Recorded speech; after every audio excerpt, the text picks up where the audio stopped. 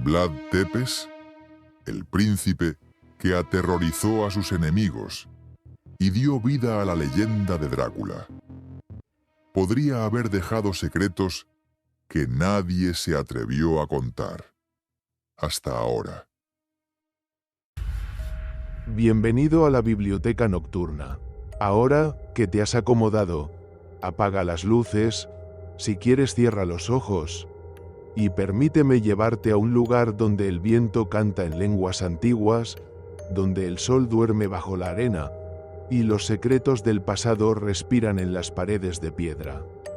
Si te gusta este tipo de historias para la noche, puedes dejar un like o activar la campanita. Así seguirás viajando con nosotros cada semana, sin darte cuenta.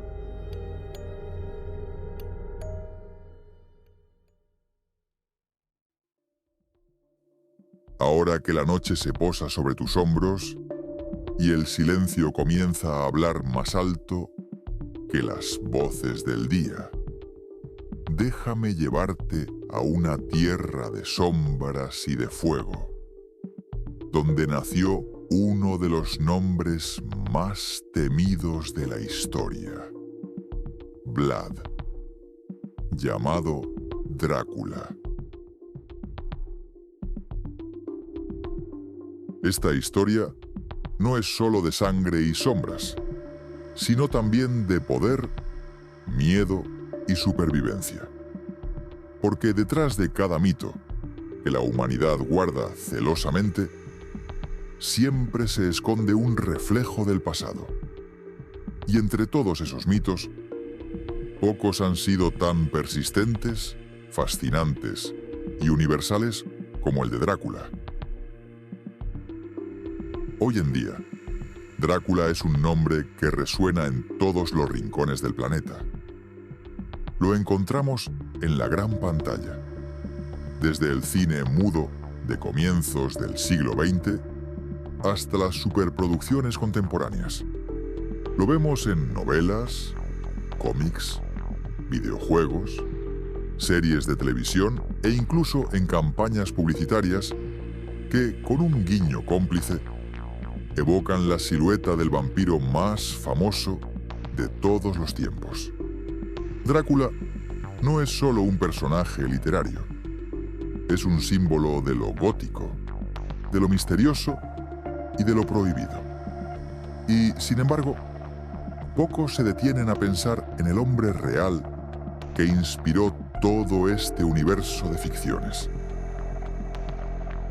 La novela de Bram Stoker, publicada en 1897, fue el punto de partida para que la figura del vampiro transilvano se convirtiera en leyenda universal. Pero Stoker no inventó a Drácula desde la nada. Tomó inspiración de viejas crónicas, rumores que habían viajado por Europa y sobre todo de un nombre que en su época ya despertaba escalofríos: Vlad Tepes, también conocido como Vlad Draculea. Su fama de crueldad se mezcló con tradiciones populares sobre demonios y no muertos. Y de esa amalgama nació el icono literario que hoy todos conocemos. La fuerza del mito creció con el cine. En 1922, la película Nosferatu de Murnau inauguró la presencia vampírica en la gran pantalla, aunque con un rostro diferente al de la novela original. Apenas 9 años después, en 1931, la interpretación de Bela Lugosi daría forma al Drácula clásico, el conde de porte aristocrático, mirada hipnótica y capa oscura. Desde entonces, cada generación ha reinventado la figura, adaptándola a sus propios miedos y obsesiones. Desde el erotismo de los filmes de la Hammer en los años 60 y 70, hasta los experimentos visuales de Francis Ford Coppola en los 90. Y aún hoy, en pleno siglo XXI, la figura del vampiro sigue viva en el cine y la televisión, alimentando series, remakes y nuevas lecturas del mito. Pero Drácula no vive solo en la cultura audiovisual. También se pasea por nuestras ciudades como atracción turística. Transilvania, una región de paisajes montañosos y castillos envueltos en brumas, recibe cada año a miles de visitantes que buscan el rastro del conde. El castillo de Bran, aunque históricamente apenas vinculado con Vlad Tepes, se ha convertido en uno de los destinos más visitados de Rumanía gracias a su asociación con el mito. Hoteles, rutas nocturnas, ferias temáticas y museos alimentan una economía del miedo que mantiene vivo el interés. En otros lugares de Europa y más allá, desde Dublín, la ciudad natal de Bram Stoker, hasta los parques de atracciones en Estados Unidos, la figura de Drácula sigue generando curiosidad y movimiento cultural. Detrás de esta popularidad global late una pregunta constante. ¿Quién fue realmente Vlad Tepes?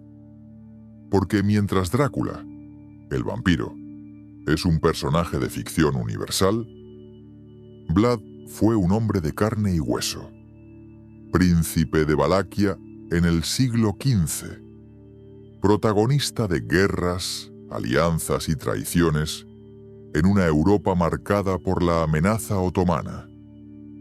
Un gobernante que aplicó métodos de terror contra sus enemigos, pero que al mismo tiempo defendió con fiereza su territorio y dejó una huella imborrable en la memoria de su pueblo.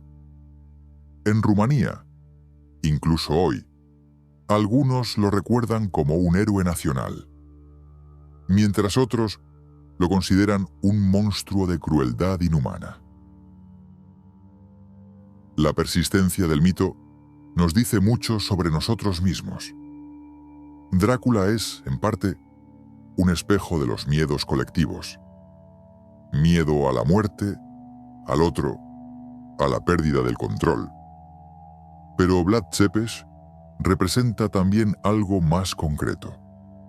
El reflejo de una época brutal, donde la supervivencia de un reino dependía de la dureza de su príncipe. Así, mito y realidad se entrelazan, y separar al hombre del monstruo se convierte en un desafío que todavía hoy fascina a historiadores, escritores y viajeros.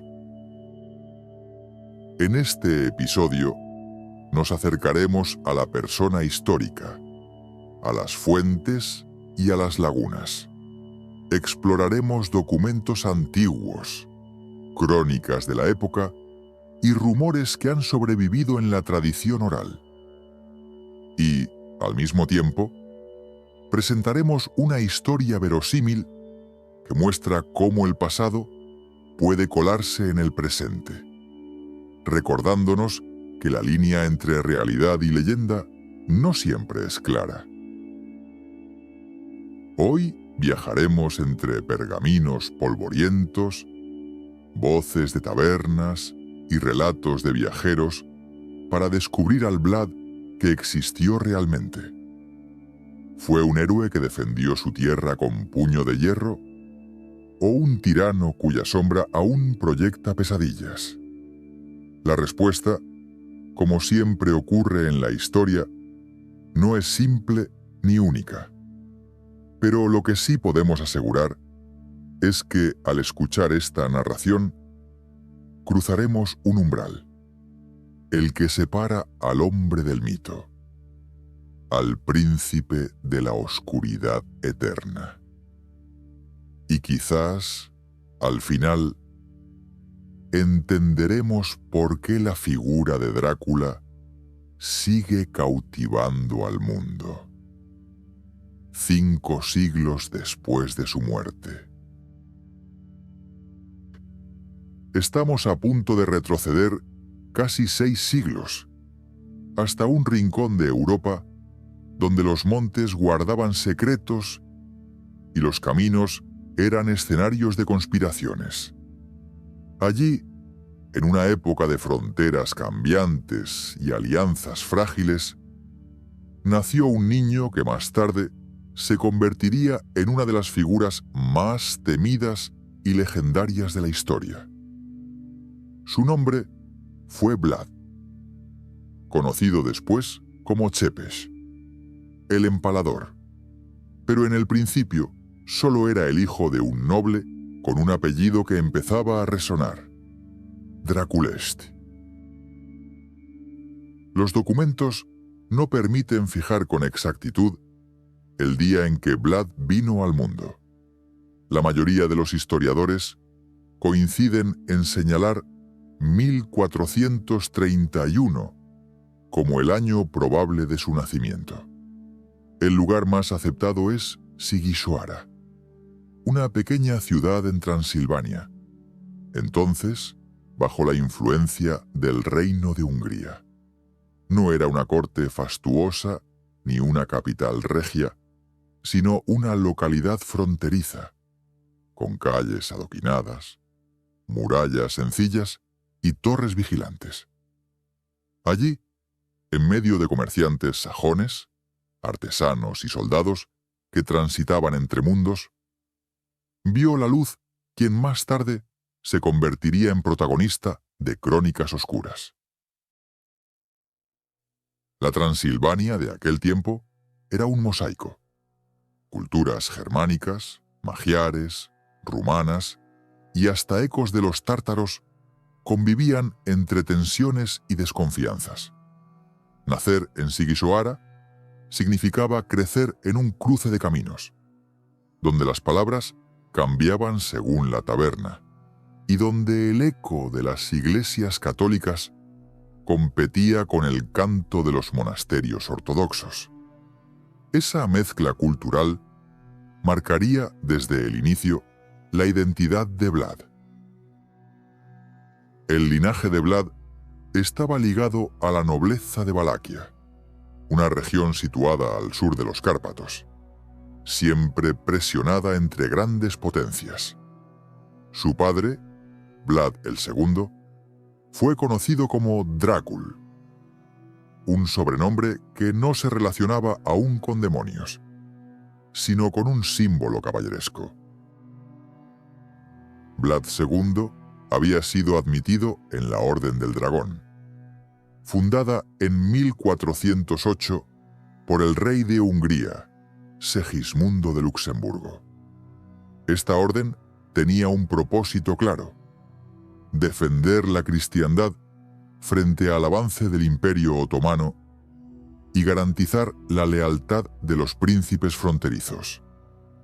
El emblema era un dragón, representación tanto del mal combatido como de la fuerza invencible del caballero. Al ingresar, Vlad II adquirió el derecho de llevar el apelativo Drácul, que en latín derivaba de Draco, dragón. Sin embargo, en las lenguas locales, la palabra Drac también significaba diablo. Así, poco a poco, el sobrenombre se volvió ambiguo, y con él la memoria popular. De caballero del dragón pasó a evocar hombre del demonio.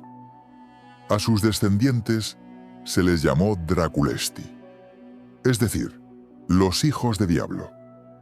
Fue bajo esta denominación que Vlad III quedó inscrito en la historia, incluso antes de escribir su propia leyenda de sangre y hierro. La familia Draculest no reinaba con autoridad indiscutible. La Valaquia, de aquel tiempo, era un principado vulnerable, situado entre el reino de Hungría al norte y el Imperio Otomano al sur. La lealtad de los voivodas los príncipes gobernantes, cambiaba con frecuencia según quién ofreciera más garantías de supervivencia. Vlad II, el padre, se movía en este tablero inestable. En ocasiones se mostraba vasallo fiel de Hungría. En otras, buscaba la protección del sultán otomano. Cada elección traía enemigos internos. La nobleza local, conocida como los boyaros, era dividida y voluble. Muchos veían en los Draculest una amenaza a su propia influencia. Por eso, la infancia de Vlad el III estuvo rodeada de conspiraciones, traiciones y una sensación constante de peligro. El pequeño Vlad creció en este ambiente de intrigas. Su niñez no fue la de un príncipe rodeado de lujos, sino la de un heredero que debía aprender desde temprano que el poder no era seguro. El trono de Valaquia era un asiento frágil, al que se llegaba tanto por la sangre como por la espada. Una de las prácticas comunes en aquel tiempo era enviar a los hijos de nobles como rehenes o huéspedes a cortes extranjeras. Esto servía como garantía de que sus padres cumplirían sus pactos. Así, cuando Vlad tenía apenas entre 11 y 13 años, fue entregado junto a su hermano menor, Radu, a la corte otomana. No fue un gesto voluntario, sino una obligación política. La vida en la corte otomana representó un cambio drástico. Desde el paisaje montañoso de Valaquia, Vlad y Radu pasaron a los palacios de Adrianópolis, hoy Edirne, donde los minaretes dominaban el horizonte y el sonido de las oraciones marcaba el tiempo. Como rehenes, no eran tratados como prisioneros comunes. Se esperaba que aprendieran la lengua turca, la etiqueta cortesana y las tácticas militares otomanas. En cierto modo, recibieron una educación privilegiada. Pero esa educación estaba atravesada por la sombra de la amenaza. Su vida dependía de la obediencia de su padre. Cualquier signo de traición en Valaquia podía significar el fin de los niños. Radu, el hermano menor, se adaptó mejor. Fue descrito más tarde como encantador, cercano a la cultura otomana, hasta el punto de ganarse el favor del futuro sultán Mehmed II. Vlad, en cambio, reaccionó de manera distinta, con una resistencia orgullosa. Aprendió la lengua, sí. Comprendió las tácticas militares, también. Pero todo lo hizo con una mezcla de orgullo y rencor, acumulando en su interior una desconfianza hacia quienes lo mantenían cautivo. Es imposible saber con precisión cómo aquellos años marcaron la psique del joven Vlad. Pero los cronistas posteriores coinciden en que el cautiverio en la corte otomana fue decisivo. Allí conoció la disciplina rígida de los genízaros, la brutalidad de los castigos y también la eficacia de las estrategias militares otomanas. Se familiarizó con la lengua turca, lo que le permitió más tarde negociar o espiar a sus enemigos. Observó las costumbres de palacio, entendió la importancia de la diplomacia, pero también palpó la humillación constante de depender de la voluntad de un poder extranjero. Esa mezcla de aprendizaje y resentimiento forjó un carácter complejo. disciplinado, orgulloso y profundamente desconfiado. Mientras su hermano Radu desarrollaba simpatías hacia los otomanos, Vlad se curtía en un odio silencioso. La humillación de ser rehén nunca lo abandonó. Y, como muchas veces ocurre en figuras que marcarán la historia, lo que en la infancia fue debilidad, en la adultez se transformó en obsesión. Controlar el destino propio, imponer obediencia absoluta, no depender jamás de la voluntad de otro. La infancia de Vlad coincidió con una época en que la violencia era norma y no excepción. En los Balcanes, las aldeas podían cambiar de manos de un mes a otro. La lealtad de un noble se compraba con tierras o con amenazas. La vida de un príncipe dependía más de la intriga que de la ley. Vlad aprendió pronto que el poder no se heredaba sin lucha. Había que defenderlo y a veces recuperarlo con sangre. Su niñez en Sighisoara y su juventud como rehén en el Imperio Otomano lo prepararon para ese destino. Así, la figura de Vlad el III emergió como la de alguien formado entre dos culturas. Por un lado, Occidente, con su caballería, la influencia húngara y la tradición cristiana ortodoxa de Valaquia. Por otro, Oriente, con la disciplina militar otomana, la diplomacia del sultán y la constante amenaza del Islam expansionista. Ese doble contacto lo convirtió en un hombre difícil de descifrar, ni plenamente europeo ni plenamente otomano, sino un híbrido forjado por la frontera. Su futuro reinado, caracterizado por métodos extremos de castigo y un control feroz, puede entenderse, en parte, como consecuencia de estas experiencias juveniles.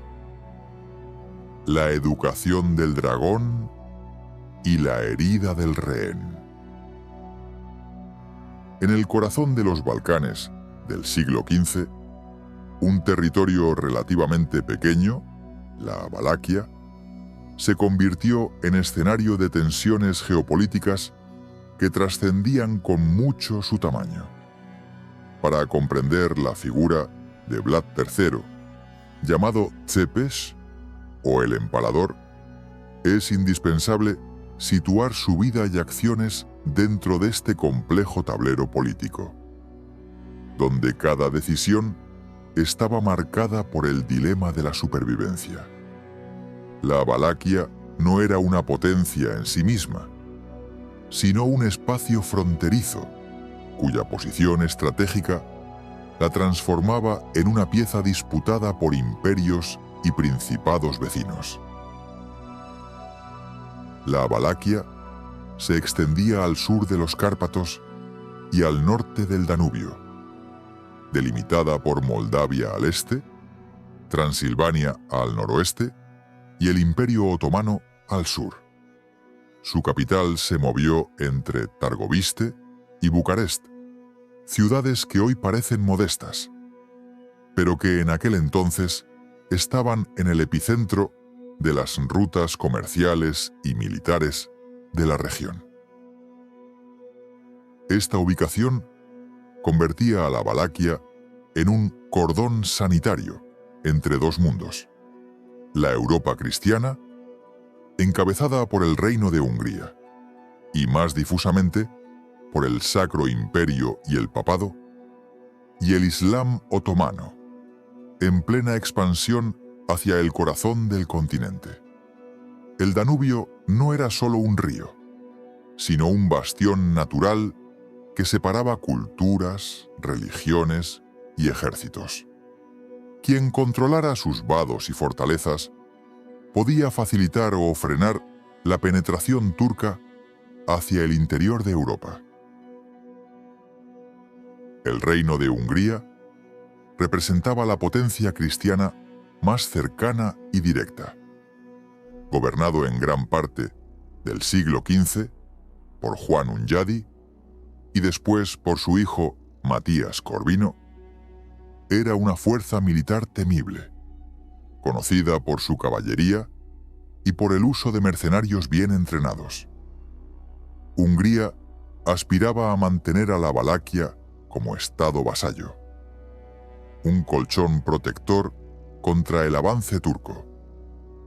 Para ello, intervenía en la política valaca, apoyando a ciertos candidatos al trono e incluso instalando guarniciones temporales. Sin embargo, Hungría no era un aliado desinteresado.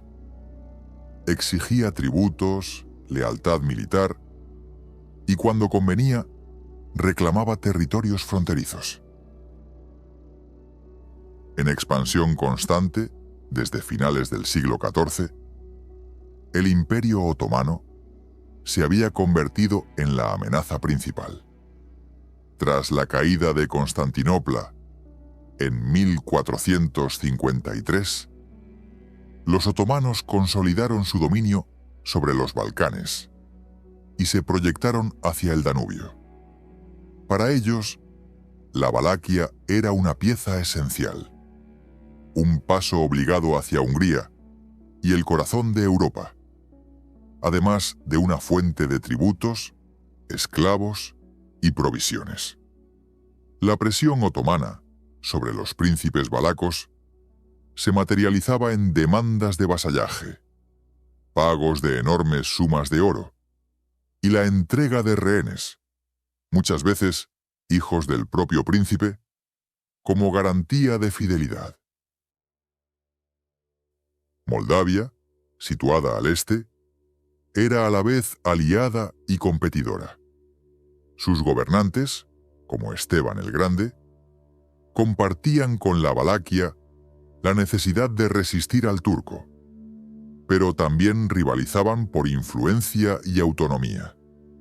En ocasiones, Valaquia y Moldavia se unían contra el invasor común. En otras, se enfrentaban por la tutela de castillos o rutas comerciales. La Transilvania del siglo XV era una tierra montañosa, cubierta de bosques oscuros y salpicada de fortalezas que vigilaban los pasos entre el este y el oeste. Aunque estaba bajo la soberanía del Reino de Hungría, gozaba de cierta autonomía, y en sus ciudades convivían sajones, húngaros y séquelis. Sus minas de oro y plata la convertían en un centro económico poderoso, y las rutas comerciales que cruzaban la región eran vitales. Sin embargo, esa prosperidad también traía tensiones. Las élites urbanas, sobre todo las de origen sajón, preferían mantener un comercio estable con los turcos, aunque eso significara mirar con recelo las campañas militares de resistencia lideradas por los príncipes de Valaquia. No era raro que los intereses económicos y los militares chocaran con fuerza. La política en aquellos tiempos no conocía fidelidad duradera. Todo se movía bajo un pragmatismo crudo. Hoy se era vasallo del sultán otomano, mañana del rey de Hungría, y al día siguiente quizás de ambos. Bastaba un gesto de desconfianza para que cualquiera de los grandes poderes desencadenara una invasión. Era un juego peligroso, donde cada movimiento podía significar la supervivencia o la ruina. En este tablero, los matrimonios eran tan importantes como las batallas. Unirse con nobles de Hungría, Polonia o Moldavia no garantizaba la paz, pero sí ofrecía legitimidad y posibles aliados. En los momentos de debilidad, los príncipes valacos no tenían más remedio que pagar tributos a los turcos para evitar invasiones devastadoras. Pero cuando se sentían fuertes, recurrían al saqueo de los territorios enemigos, tanto para reafirmar su poder como para llenar las arcas necesarias para mantener ejércitos. Vlad III, el Empalador, convirtió estas incursiones en un arma psicológica. No solo buscaba botín, sino sembrar un miedo tan profundo que sus enemigos dudaran antes de volver a cruzar las fronteras de su tierra. La amenaza otomana sobre la Valaquia era constante. No se trataba solo de ejércitos que avanzaban para conquistar tierras. Su influencia era mucho más amplia y aterradora. Regularmente, pequeñas incursiones devastaban aldeas, destruían cosechas y se llevaban a miles de prisioneros, dejando un rastro de miedo y escasez. Además, los príncipes debían pagar tributos que agotaban los recursos del país y limitaban su autonomía, recordándoles que la independencia era siempre relativa. La práctica de tomar rehenes humillaba a las familias gobernantes. Para un territorio con recursos limitados, como la Valaquia, esta presión era casi existencial. Cada decisión, cada gesto, debía medirse con precisión. Y los gobernantes aprendieron a combinar dureza e imprevisibilidad para mantener su posición y proteger a su pueblo. En este contexto, los actos de crueldad política, como los que más tarde caracterizarían a Vlad III, no eran caprichos, sino estrategias de supervivencia. El trono valaco, conocido como voivodato, no era hereditario en sentido estricto.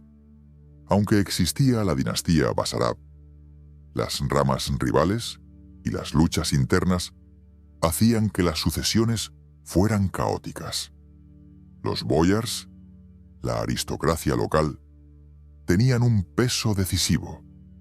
Podían deponer a un príncipe e instalar a otro con respaldo externo. La falta de una autoridad central fuerte convertía al voivoda en un rehén de su propia nobleza. En este contexto, la violencia se transformaba en un lenguaje político. El príncipe debía demostrar fuerza no solo contra enemigos externos, sino también contra sus propios boyars. Vlad el III se distinguió precisamente por su voluntad de quebrar la resistencia de esta nobleza, recurriendo al empalamiento y a otras formas de castigo ejemplar.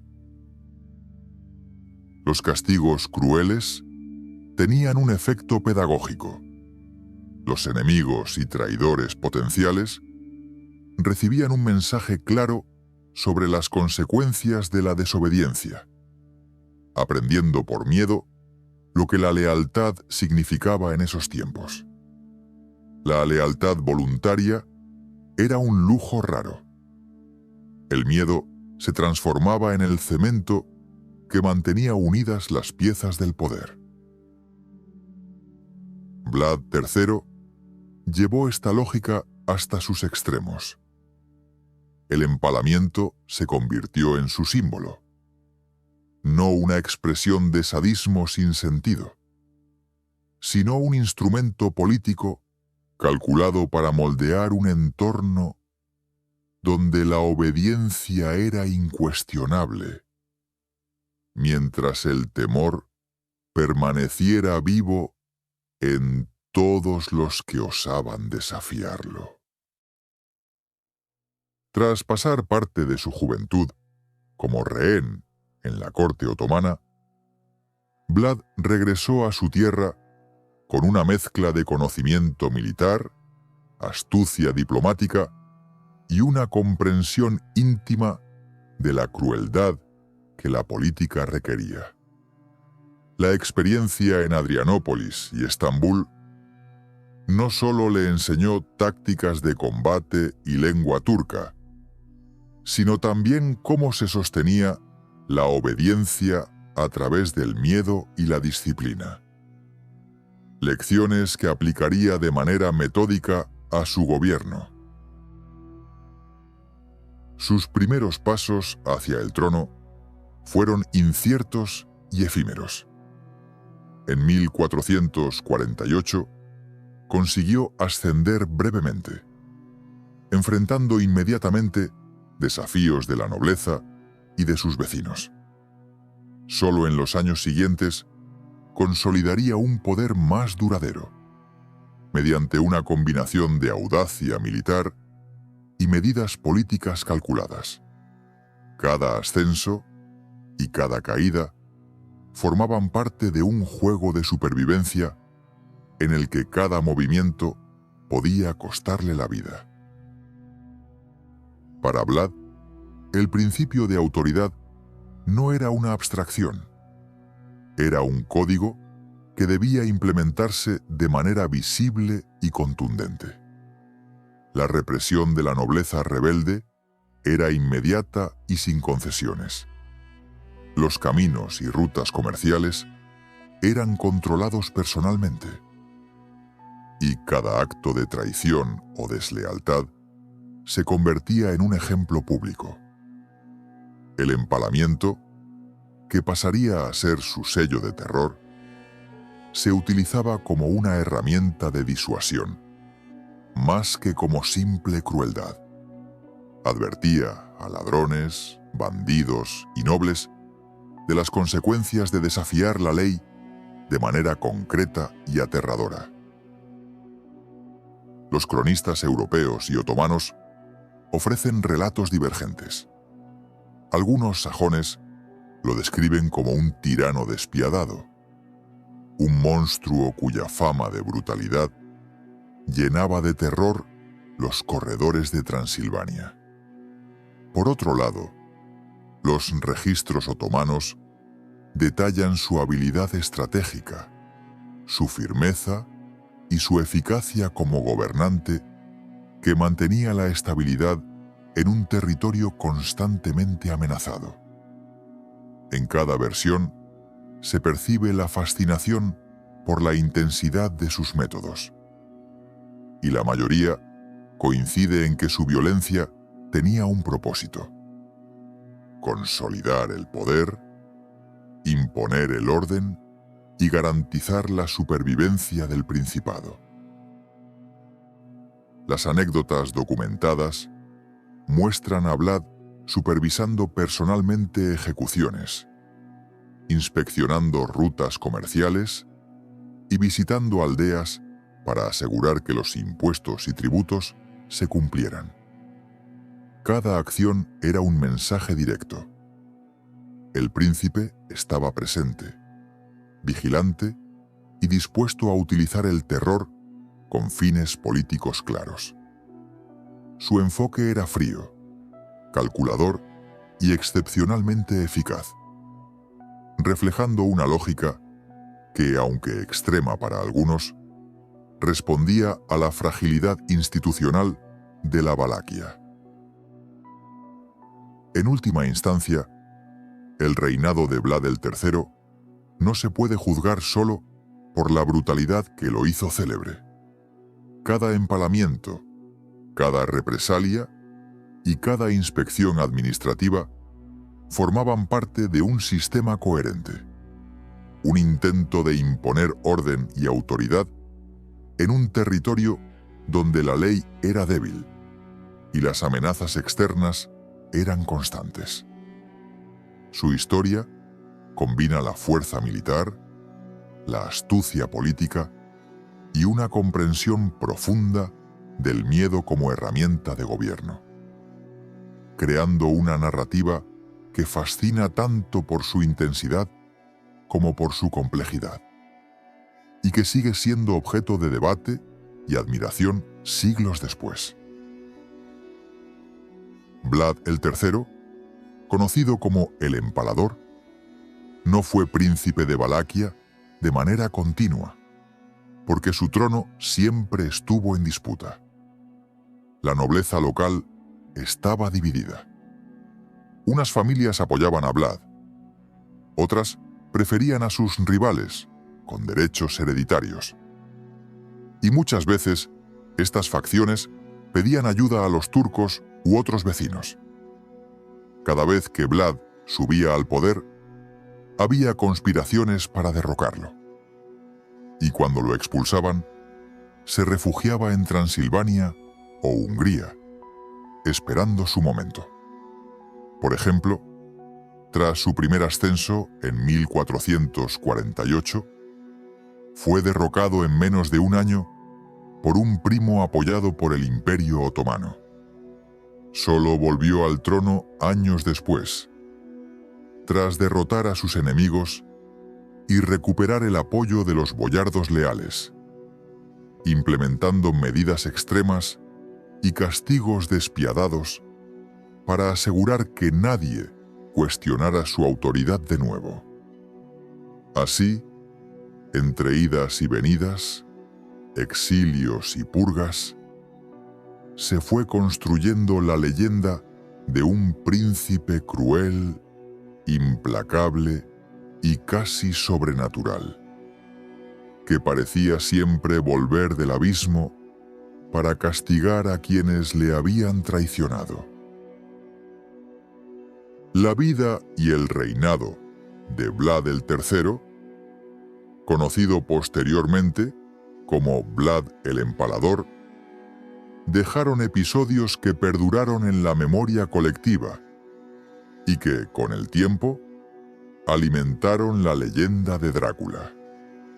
Sin embargo, es fundamental abordar estos hechos desde la perspectiva histórica, distinguiendo entre documentación verificada y exageraciones posteriores.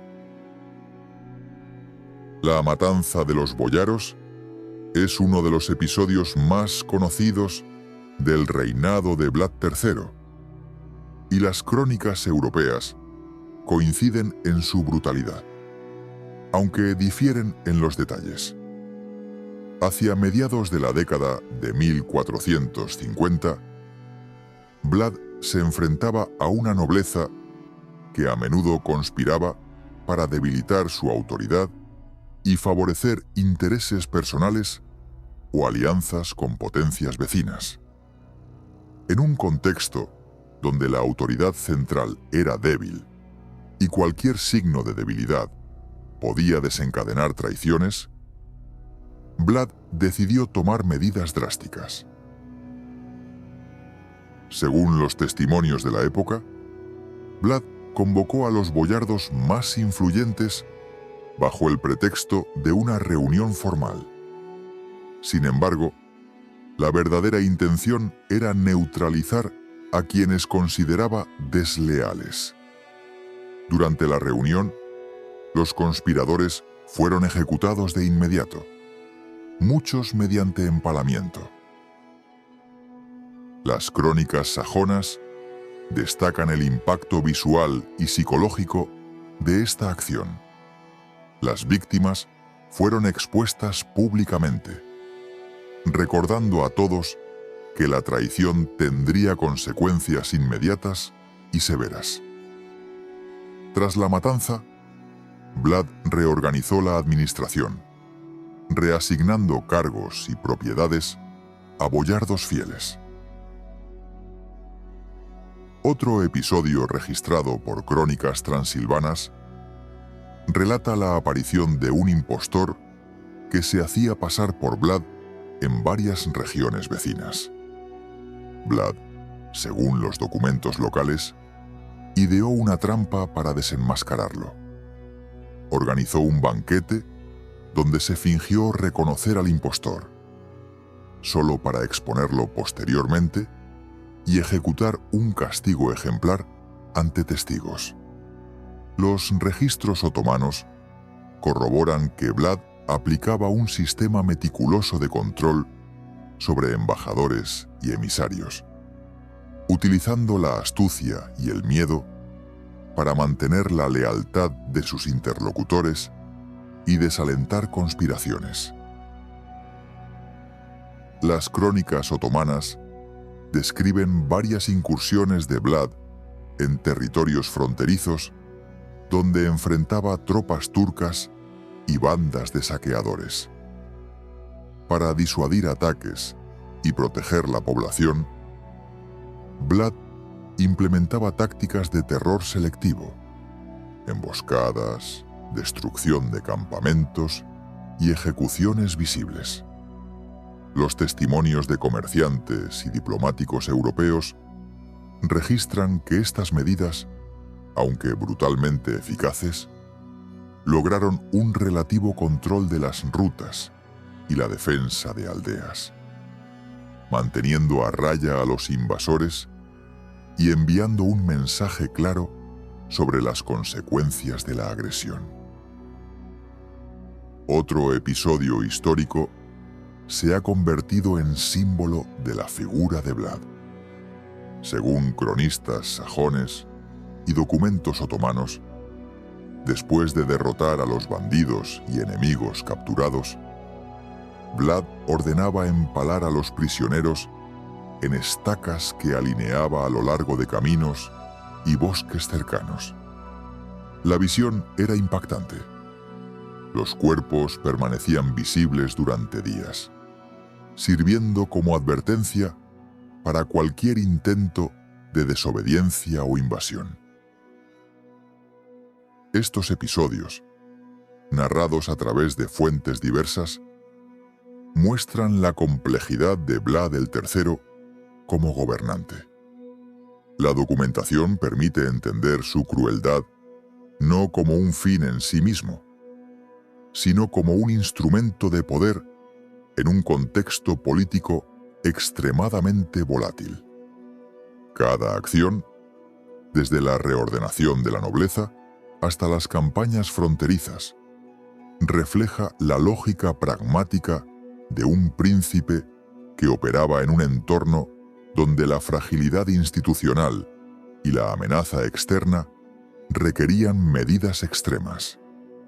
Así, la historia de Vlad se configura como un mosaico de valentía, astucia y terror controlado, cuyo legado pasó a la posteridad y cimentó la leyenda que hoy conocemos.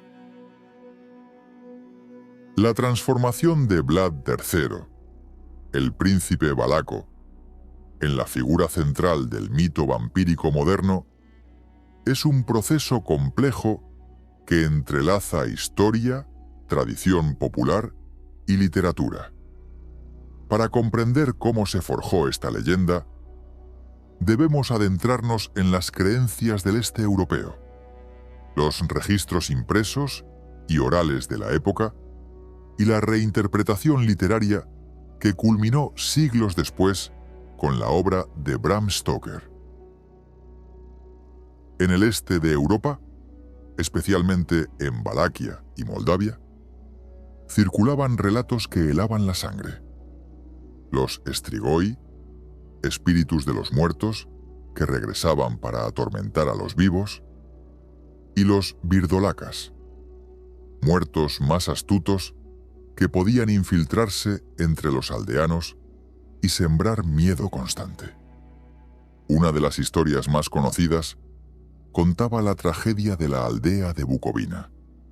Un joven campesino, Ion, murió de manera inesperada, y su familia notó que al caer la noche se escuchaban ruidos en su casa y se sentía un frío inexplicable. Pronto, vecinos comenzaron a enfermar sin razón aparente, y el ganado desaparecía misteriosamente.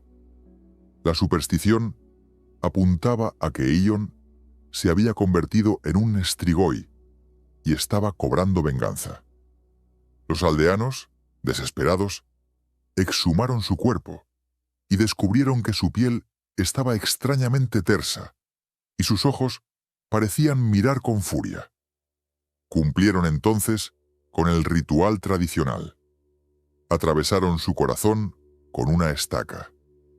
Quemaron sus ropas y esparcieron agua bendita sobre la tumba. La paz volvió a la aldea, pero la historia se contaba de generación en generación, recordando que los muertos podían volver y que las reglas del más allá no se podían ignorar. Los conceptos de Strigoi, Virdolakas y otras figuras de la muerte activa eran comunes. Se pensaba que ciertos individuos, por causas de maldiciones, prácticas mágicas o vidas moralmente cuestionables, podían volver después de la muerte para alimentarse de la vitalidad de los vivos. Estas historias eran transmitidas oralmente y formaban parte del imaginario colectivo, sirviendo como advertencias sobre la moral, la obediencia y los peligros de la noche. Vlad III, con su fama de crueldad, encajaba perfectamente en la tipología de estos seres temidos. Las crónicas impresas y manuscritas del siglo XV y XVI jugaron un papel decisivo en la asociación de Vlad con actos considerados inhumanos. Cronistas europeos, especialmente en Alemania y Sajonia, documentaron sus ejecuciones, la reorganización de la nobleza y sus campañas de terror con detalles que, si bien exagerados en ocasiones, eran percibidos por el público como hechos horrendos. Estos relatos difundieron la fama de Vlad más allá de los confines de la Valaquia, presentándolo como un príncipe despiadado y sangriento. Es en estas primeras fuentes donde aparece la conexión entre la persona histórica y la imagen de alguien capaz de lo inhumano. Vlad III, aunque famoso por su crueldad y su imagen de tirano, también tuvo una vida personal menos documentada. Estuvo casado, muy probablemente con fines políticos, como era habitual entre la nobleza de la época. Su matrimonio era más una alianza estratégica que un vínculo romántico, y poco se sabe de su esposa o de sus posibles hijos. La historia real de Vlad no nos cuenta grandes pasiones, sino tensiones, traiciones y luchas por el poder. Esta falta de romanticismo contrasta de manera fascinante con la figura literaria y cinematográfica de Drácula, donde el vampiro se convierte en un amante eterno, condenado a buscar durante siglos a su mujer perdida, obsesionado por un amor que trasciende la muerte. Mientras Vlad fue un príncipe de carne y sangre, Drácula es un mito donde la pasión y la eternidad se mezclan con la oscuridad y el horror, creando un personaje que, aunque inspirado en él, habita un mundo completamente distinto. El sobrenombre de Vlad el II, Drácul, derivado de su pertenencia a la Orden del Dragón, creada para defender la cristiandad de los otomanos, fue heredado por Vlad el III como Drácula en algunos documentos.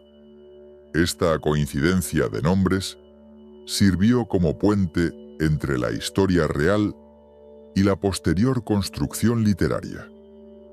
La fascinación por los nombres exóticos y las leyendas sobre reyes sanguinarios facilitó que, siglos después, un escritor irlandés llamado Bram Stoker tomaría fragmentos de estas historias, nombres, tradiciones y relatos de horror para crear su Drácula, novela publicada en 1897 que consolidaría la figura del vampiro en la imaginación occidental. La obra relata cómo Jonathan Harker viaja a Transilvania para asistir al conde Drácula en la compra de propiedades en Inglaterra. Allí descubre que Drácula no es un noble cualquiera, sino un ser inmortal que se alimenta de sangre humana. A partir de ese momento, Harker y un grupo de aliados, entre ellos Van Helsing, deben enfrentarse a las amenazas del vampiro, protegiendo a Mina, la prometida de Harker, y combatiendo la extensión del mal hasta Inglaterra.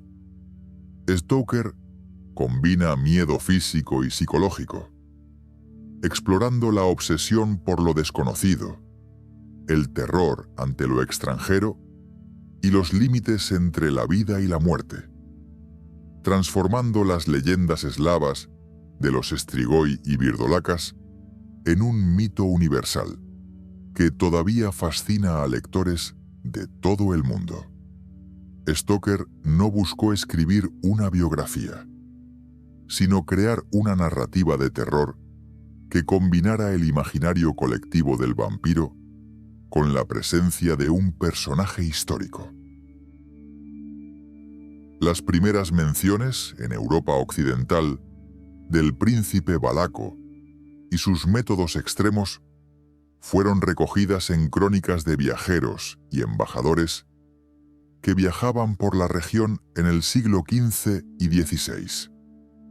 Estas referencias hablaban de bosques de estacas, de ejecuciones públicas y de un príncipe que empleaba el terror como instrumento político.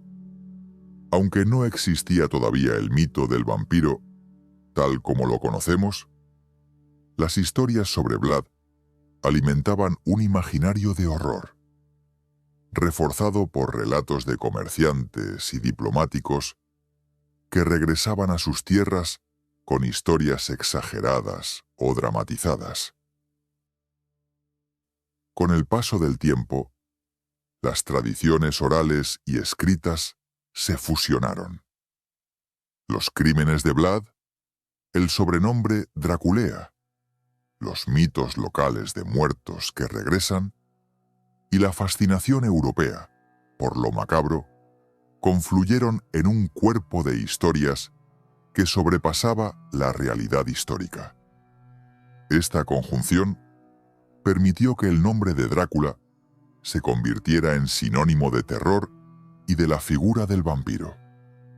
La literatura moderna, especialmente la novela de Stoker, cristalizó esta imagen, ubicando a Drácula en un castillo imaginario en Transilvania, mezclando elementos de la geografía real con la ficción y consolidando un mito que hasta hoy perdura en la cultura popular. El mito de Vlad como vampiro, entonces, no surge de una sola fuente, sino de la interacción entre hechos históricos, testimonios contemporáneos, creencias populares y la imaginación literaria posterior. Los primeros viajeros europeos que describieron sus métodos de gobierno extremo ya sentaron las bases, y las crónicas locales ofrecieron detalles que reforzaban su fama. Las leyendas y el folclore del este europeo completaron el cuadro con elementos sobrenaturales, mientras que la literatura de Stoker transformó la historia en un icono global de terror. Así, la figura histórica de Vlad III y el mito vampírico se entrelazan en una genealogía de relatos, impresos y orales, que explica cómo un príncipe valaco real se convirtió en un símbolo universal de misterio, miedo y fascinación. Es un ejemplo de cómo el pasado se filtra en el presente, mezclando realidad y ficción, y cómo la memoria colectiva puede transformar hechos históricos en leyenda. Este es el puente que nos permite, siglos después, seguir contando historias donde la historia se encuentra con la imaginación y donde Vlad Drácula sigue caminando entre la realidad y la sombra del mito. Dicen que Vlad Tepes encontró su final en un campo de batalla, rodeado de enemigos y de traiciones. Unos afirman que cayó luchando contra los turcos. Otros que fueron sus propios hombres quienes lo entregaron, confundidos o cansados de su severidad. La versión más sombría asegura que su cabeza viajó hasta Constantinopla, expuesta como un trofeo en la puerta del sultán. Sin embargo, el lugar donde yace su cuerpo permanece oculto en el misterio. Ni en Snagov ni en Comana se halló certeza alguna, solo susurros y sepulcros vacíos. Su tumba, como su memoria, se disuelve entre sombras y silencios, alimentando la sospecha de que aquel príncipe nunca descansó del todo. Y a veces, el pasado parece cruzarse con el presente de manera inesperada. Es aquí, en la penumbra de la memoria, donde comenzamos a percibir historias menos conocidas. Relatos que fusionan hechos históricos con la experiencia directa de quienes los vivieron o escucharon de primera mano. En este espacio intangible, la historia del viejo profesor en una taberna de Praga se entrelaza con los ecos de Vlad, permitiéndonos adentrarse en un mundo donde los límites entre lo real y lo posible se vuelven difusos. La intriga y la sombra se convierten en compañía de la noche. Y así nos preparamos para escuchar un cuento donde la historia y la imaginación caminan juntas, guiadas por la memoria y el murmullo de la noche. Ahora que mis cabellos son grises y mis manos tiemblan con el peso de los años, suelo recordar aquellas noches en las que era joven y curioso. Me siento junto a la chimenea, y el mundo tras las ventanas parece lejano y silencioso. Pero mi memoria me lleva de nuevo a la Praga de principios del siglo XX, a aquella taberna bulliciosa donde escuché por primera vez una historia que no me dejó en paz durante toda mi vida. Lo que voy a contarles, mis nietos, no es un cuento inventado, sino algo que oí con mis propios oídos. Cada palabra pronunciada entonces vive aún en mi memoria como si todo estuviera ocurriendo aquí, justo ahora. Recuerdo el olor de la cerveza y del tabaco, el frío del viento nocturno colándose por la puerta, las risas de los marineros y las canciones de los borrachos. Son recuerdos que me han arrastrado al pasado una y otra vez. Y ahora, después de tantos años, quiero compartir con vosotros la historia que cambió mi vida para siempre y me hizo creer que, a veces, la leyenda puede estar mucho más cerca de la verdad de lo que pensamos. Recuerdo aquella noche como si aún la llevara en la piel. Era Praga, un callejón oscuro en pleno otoño, cuando la ciudad parecía esconderse bajo la neblina y los faroles apenas alumbraban con su luz mortecina. Allí, entre tabernas de mala fama y puertas entreabiertas, se encontraba aquel cabaret donde rara vez entraba gente decente. Pero a mí, con 20 años apenas cumplidos, me atraía esa libertad áspera, casi brutal. El humo mezclado con el sudor, el olor a cerveza agria, los gritos de marineros, las carcajadas de soldados y esas canciones roncas llenas de palabras indecentes. Yo estudiaba en la vieja Universidad Carolina, fundada en 1348, y aún en mi época seguía siendo el corazón de la ciudad. Pero la verdad es que, en secreto, a veces escapaba de sus muros solemnes. Sentía una sed que no saciaban ni los libros ni los discursos de los catedráticos. Necesitaba oír la vida real, la que se contaba en tabernas, entre vasos y risas, y no en las aulas. Aquella noche no fue casualidad. Entre mis compañeros corría un rumor, casi un susurro. En esa taberna, después de medianoche, se reúne gente extraña, y a veces cuentan historias que erizan la piel. Mi curiosidad pudo más que mi prudencia, y así terminé allí, buscando respuestas a preguntas que ni siquiera sabía formular. Me senté en una mesa de madera tosca y bebía a sorbos pensativos una jarra de cerveza negra, espesa, la que llamaban Staropraxke. Mi mirada se perdía en los rostros a mi alrededor.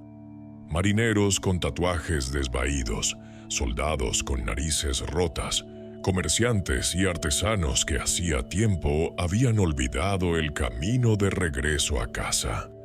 Cada uno llevaba en su piel la marca de una vida distinta, y yo los observaba con hambre, como si entre sus chistes groseros y peleas pudiera descifrar secretos que ningún profesor se atrevería a mencionar. De pronto, un vozarrón retumbó en la taberna. Era fuerte, autoritario, de anciano, y venía de la mesa de al lado. Al principio muchos lo escuchaban, se reían, lo interrumpían, le daban palmadas en la espalda. Pero poco a poco el bullicio fue apagándose. Las canciones se extinguieron, los dados y las fichas dejaron de golpear la madera. Y allí quedé yo, casi sin darme cuenta, siendo el único que lo escuchaba de verdad. El viejo hablaba de sí mismo. Contaba que en su juventud había sido profesor de historia en la Universidad Carolina, allá por 1876, cuando aún estaba lleno de fuerza y de ambición. Narraba sus clases, sus estudiantes, sus colegas de oficio. Recordaba cómo pasaba noches enteras inclinado sobre manuscritos antiguos y pergaminos amarillentos, solo, en la biblioteca, mientras la ciudad dormía. Confesaba que su gran amor no había sido una mujer, sino la historia misma, su profesión, la posibilidad de tocar con las manos el pasado y descubrir en él el aliento vivo de los siglos muertos. Yo, al principio, lo escuchaba distraído, bebiendo mi jarra de aquel espeso Staropraxke y mirando las velas que humeaban en las mesas. Pensaba que sería otro borracho en busca de atención. Pero poco a poco en su voz empezó a encenderse algo distinto. No era charla etílica, era fuego. Las palabras fluían con pasión, con un peso extraño, como si volviera a vivir cada instante de lo que contaba. Sus ojos brillaban, pero no era el brillo húmedo del alcohol, era otra cosa. Era la mirada de alguien que había contemplado demasiado tiempo el abismo, y ahora el abismo lo miraba a él. Una inquietud me recorrió la espalda. No supe explicarla, pero cuanto más lo escuchaba, más clara era la sensación de que aquel hombre guardaba un secreto. El aire mismo parecía volverse denso, y las velas se estremecían, no por las corrientes de aire, sino al compás de su voz. Y entonces lo comprendí. No estaba presenciando un simple relato de taberna, sino una confesión. Una confesión cargada de tanto dolor que era imposible creerla inventada, y de tanta oscuridad que incluso hoy me resulta difícil recordarla sin sentir un escalofrío. El profesor se recostó en el respaldo de la banca, dio un sorbo de aquel vino agrio y, por un instante, parecía haber regresado a su juventud. Sus pensamientos volaron a los salones de la universidad, donde impartía conferencias sobre las crónicas de Carlos IV, discutía con colegas sobre leyes y antiguos documentos, y se sumergía en las historias de los Balcanes y la amenaza otomana. El tiempo en la universidad parecía otro.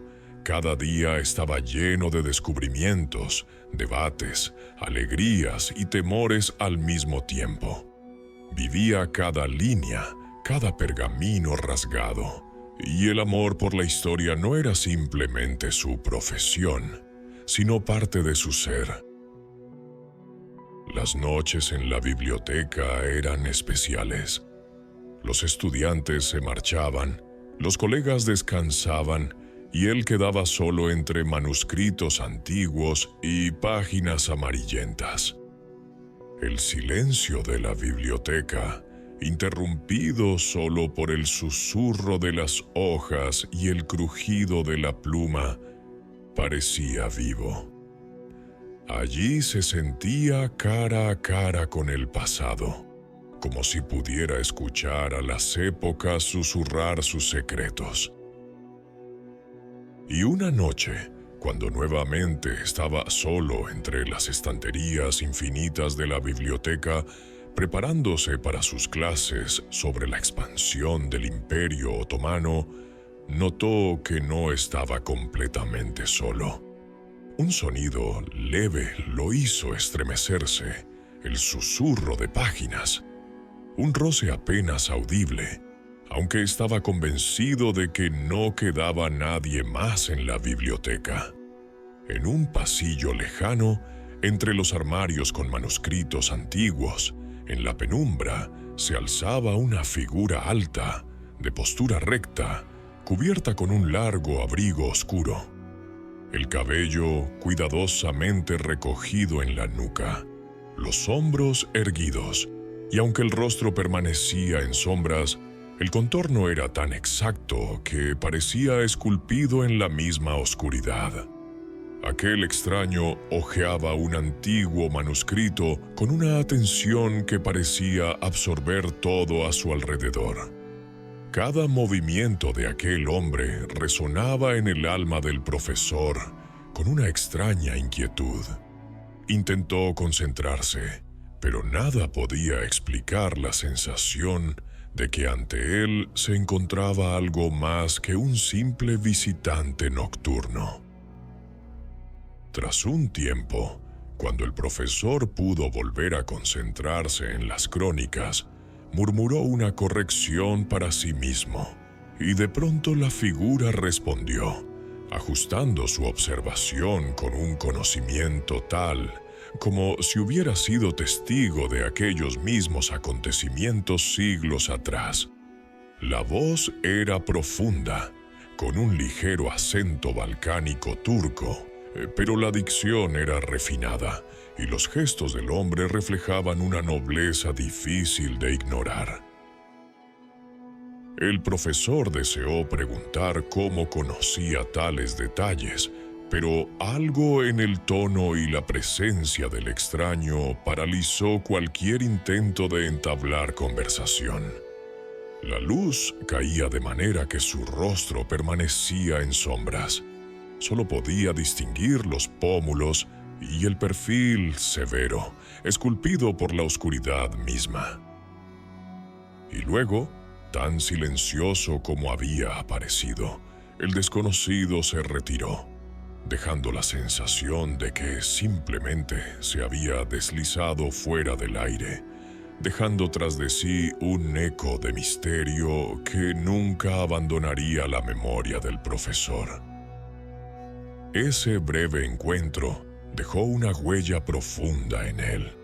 El contorno apenas perceptible del rostro, los pómulos marcadamente definidos, la sombra de la figura.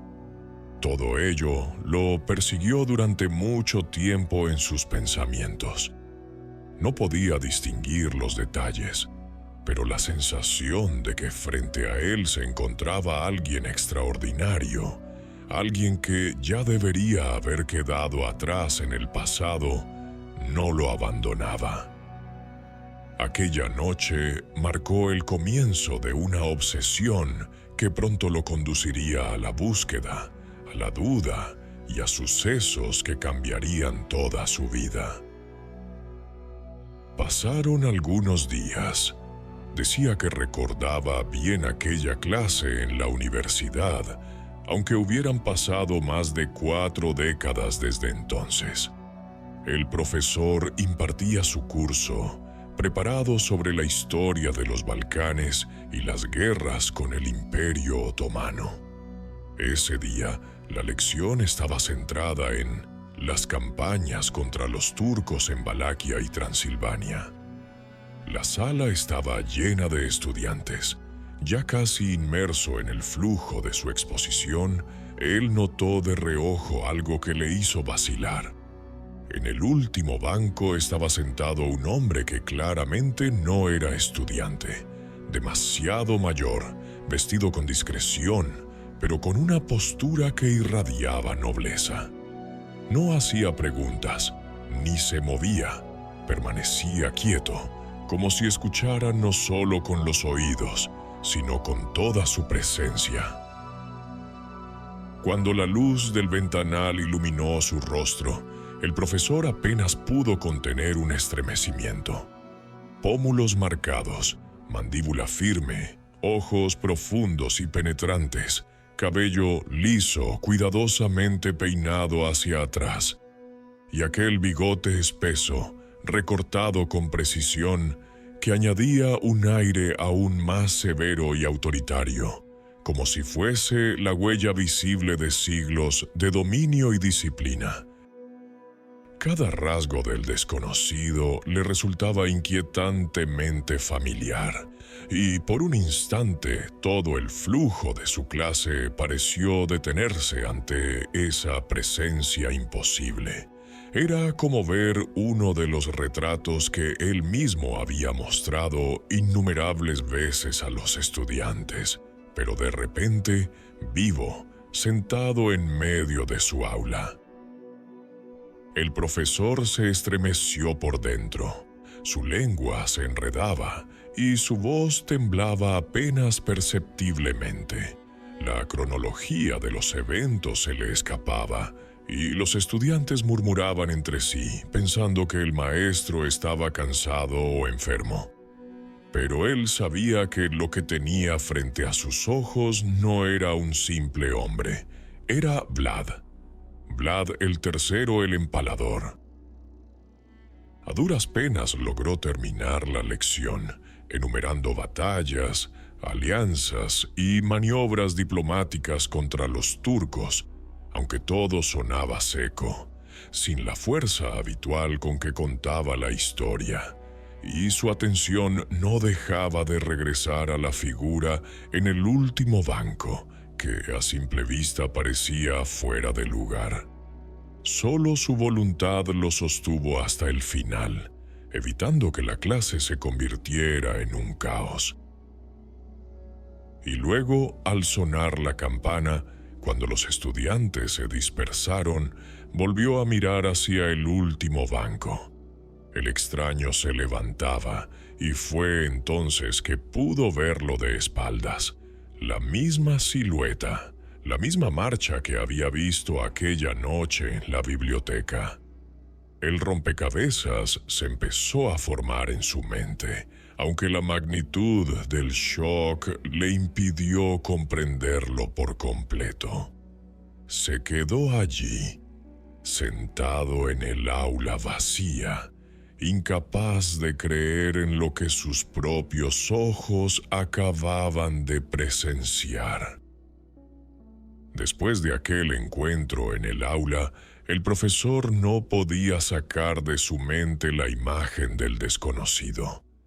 No se trataba simplemente de una fascinación pasajera, ni de un capricho de la imaginación. Se sumergió con rigor en el estudio histórico, revisando cada crónica, cada testimonio, cada registro que pudiera arrojar luz sobre Vlad el III y su vida. Analizaba retratos antiguos, comparaba documentos de distintas regiones, cotejaba cartas de nobles y registros de embajadas, buscando cualquier indicio que explicara la coincidencia con aquel visitante. Lo que hallaban era desconcertante. Historias espeluznantes, relatos que el sentido común de un historiador objetivo descartaría como exageraciones o leyendas, comenzaban a adquirir un patrón inquietante. Cada leyenda antigua de la región de Valaquia y Moldavia sobre los muertos que regresaban, cada mención a la astucia y ferocidad del príncipe, cada superstición recogida por viajeros y comerciantes, parecía alinearse con la presencia silenciosa del misterioso hombre que había visto. Con cada hallazgo, la convicción del profesor se hacía más intensa. Lo que antes era mito y rumor empezaba a acercarse peligrosamente a la verdad, reforzado por la existencia de aquel enigmático doble que aparecía en su vida, recordándole que algunas leyendas podrían tener raíces en hechos que superaban toda explicación racional. Se sumergió en los archivos, examinó retratos de Vlad, comparando cada línea del rostro, cada gesto, con la silueta que había visto aquella tarde. Con cada nuevo documento, con cada crónica revisada, su convicción se fortalecía. El príncipe Vlad podía seguir vivo mucho después de su supuesta muerte. La obsesión crecía, silenciosa pero implacable, guiando sus días y sus noches, mientras la línea entre la historia conocida y el misterio que había presenciado empezaba a desdibujarse. El profesor se entregó por completo a su obsesión. Recogía crónicas, cartas, retratos y relatos orales de cada rincón de Europa, buscando en ellos cualquier indicio que confirmara lo que sus ojos habían visto. Su pasión se volvió absorbente. Las horas de clase, las comidas y hasta los paseos se convirtieron en excusas para continuar investigando. Gastó buena parte de sus ahorros en un viaje a los lugares donde Vlad había nacido y gobernado, recorriendo castillos, aldeas y monasterios, examinando cada documento, cada inscripción, cada rumor que pudiera arrojar luz sobre el príncipe. Cuando regresó a Praga, ya no era el mismo hombre. Había cambiado de manera profunda, como si su espíritu se hubiera fundido con los ecos de un pasado remoto. Sus colegas comenzaron a notar su transformación. Primero susurraban entre ellos, luego se reían abiertamente, y pronto muchos llegaron a considerarlo un loco. Un hombre atrapado por una obsesión que desbordaba la razón y la sensatez académica. Con el tiempo, la obsesión del profesor tuvo un precio devastador. La universidad, harta de su comportamiento errático y sus investigaciones consideradas extravagantes, lo apartó de la cátedra y le retiró a los estudiantes. Perdió no solo su posición, sino también la estabilidad económica, la estima de colegas y la compañía de amigos que alguna vez lo habían respetado. Poco a poco, la vida que conocía se desmoronó. El profesor comenzó a refugiarse en el alcohol, a descuidar su salud y su hogar, y se convirtió casi en una sombra de sí mismo. Un hombre que había sido brillante y ahora deambulaba por la ciudad con pasos apagados y mirada perdida. Sin embargo, incluso en esa caída, los recuerdos de aquel extraño visitante y la certeza que había ido construyendo sobre Vlad seguían encendiendo su mente como brasas que se negaban a apagarse. A pesar de su caída, el profesor nunca abandonó la búsqueda de la verdad sobre Vlad. Se sumergió cada vez más en las crónicas, los retratos, los rumores y los testimonios, buscando conexiones y pistas que explicaran lo inexplicable. La convicción de que el príncipe podría haber desafiado a la muerte se convirtió en algo casi religioso para él, una fe que lo sostenía cuando todo lo demás se desmoronaba. Ya no pertenecía a la universidad ni le importaba el reconocimiento académico, pero sentía que pertenecía plenamente a la historia misma, a esa red de hecho y leyendas que en su mente se entrelazaban y cobraban vida. Cada manuscrito consultado, cada documento analizado, alimentaba su certeza. Vlad no era solo un nombre en los libros, sino una presencia que aún podía encontrarse de alguna forma en el mundo. La historia de Vlad y el enigma de su existencia se convirtieron en el eje de la vida del profesor. Despojado de su cátedra y de cualquier reconocimiento, halló un nuevo escenario para su pasión: los cabarets y tabernas de Praga. Allí, entre el humo del tabaco y el murmullo de los parroquianos, su voz cobraba vida, relatando con fervor la obsesión que lo había acompañado durante décadas. Los clientes escuchaban, escépticos o fascinados, mientras se propagaban los rumores sobre aquel anciano extraño que contaba historias sobre un Drácula aún vivo.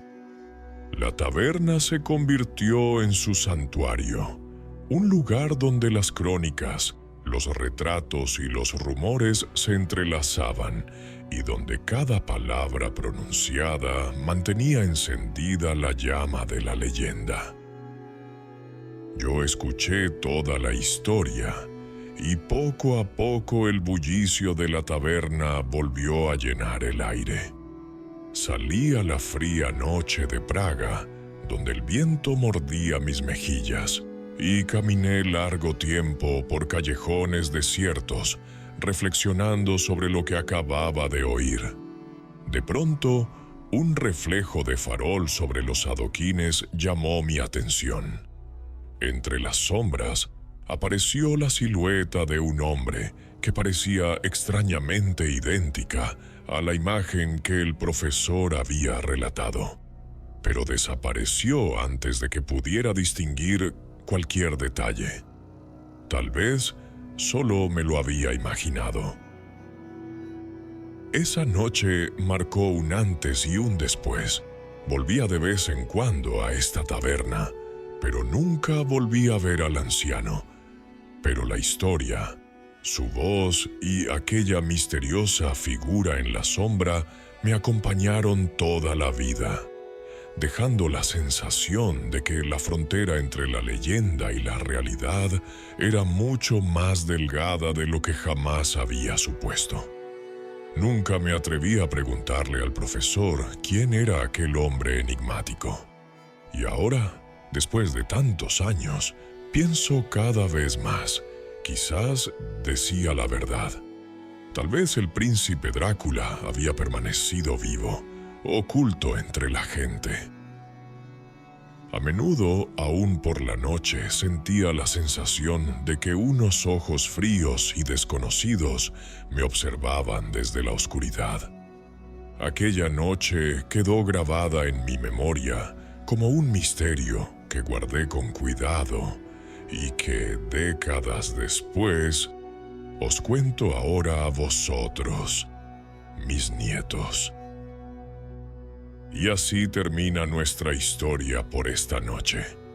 Un relato tejido con sombras y susurros antiguos, con pasos que ya no se oyen en los pasillos vacíos, pero cuyos ecos, de alguna manera, aún nos rodean.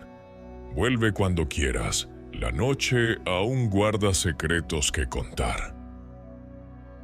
Gracias por escuchar esta noche. Gracias por entrar a la biblioteca nocturna, donde las historias no duermen, solo esperan a ser recordadas. Si te ha gustado este viaje, regresa la próxima semana.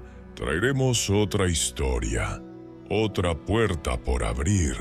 Hasta entonces, que tengas dulces sueños.